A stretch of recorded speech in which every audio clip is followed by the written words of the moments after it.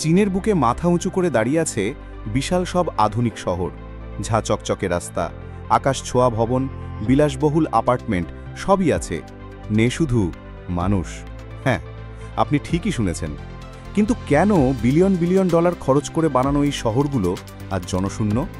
কি এমন ঘটেছিল যে এই বিশাল স্বপ্নগুলো ব্যর্থতায় পর্যবসিত হলো? চলুন আজ চীনের এই পরিত্যক্ত মহানগরগুলোর রহস্য উন্মোচন করা যাক। চীনের এই ভুতুরে শহরের গল্পের সবচেয়ে বড় উদাহরণ হল কাংবাসি, যা চীনের ম্যানহ্যাটন হিসেবে পরিচিত। প্রায় 10 লক্ষ মানুষের বসবাসের জন্য তৈরি এই শহরটিতে সবকিছুই ছিল: বিলাসবহুল শপিং সেন্টার, চওড়া রাস্তা আর চোখ ধাঁধানো সব ভবন। কিন্তু পরিকল্পনা মতো মানুষ এখানে আসেনি। এর মূল কারণ ছিল অতি উচ্চাকাঙ্ক্ষা এবং অর্থনৈতিক পরিকল্পনার ভুল। ডেভেলপাররা ভেবেছিল দ্রুত নগরায়নের ফলে মানুষ হুমড়ি খেয়ে পড়বে, কিন্তু বাস্তবে তা ঘটেনি। চাকরির সুযোগ তৈরি না হওয়ায় এবং শহরের বাইরের অবকাঠামো প্রস্তুত না থাকায় মানুষ এই আধুনিক শহরে আসার আগ্রহ দেখায়নি। ফলাফল 25 বর্গমাইলের এক বিশাল আধুনিক শহর, যা আজ অভিনেতা ছাড়া এক বিশাল সিনেমার সেটের মতো মনে হয়।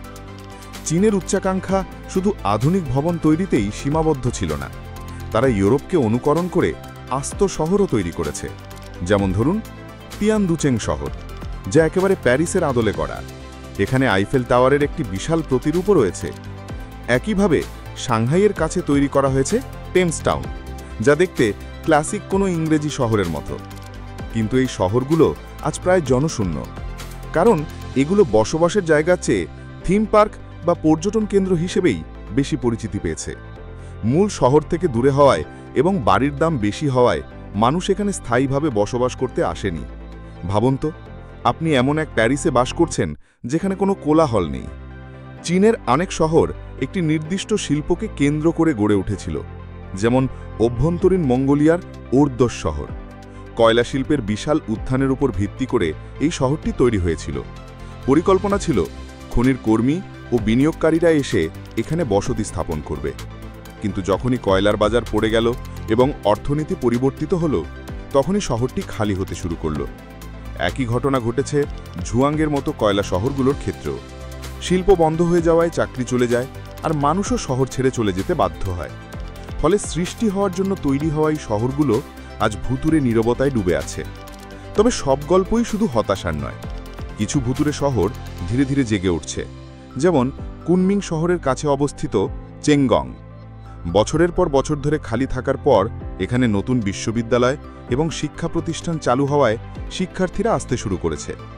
ধীরে ধীরে হলেও এই শহরের রাস্তাগুলোতে এখন জীবনের স্পন্দন ফিরে আসছে। ক্যাফে খুলছে, দোকানপাট চালু হচ্ছে এবং তরুণ পেশাজীবীরা এখানে নতুন করে স্বপ্ন দেখছে। মনে হচ্ছে দীর্ঘ এক ঘুম থেকে জেগে উঠছে এই শহর। চীনের এই পরিত্যক্ত শহরগুলোর গল্প আমাদের অনেক কিছু ভাবায়। এগুলো কি নিছকই ভুল পরিকল্পনা এবং অর্থনৈতিক ব্যর্থতার প্রতীক, নাকি ভবিষ্যতের বিপুল জনসংখ্যার কথা মাথায় রেখে তৈরি এক বিশাল প্রস্তুতি? এই শহরগুলোর দেয়ালগুলো হয়তো একদিন মানুষের কোলাহলে মুখরিত হবে, অথবা কালের সাক্ষী হয়ে এভাবেই দাঁড়িয়ে থাকবে।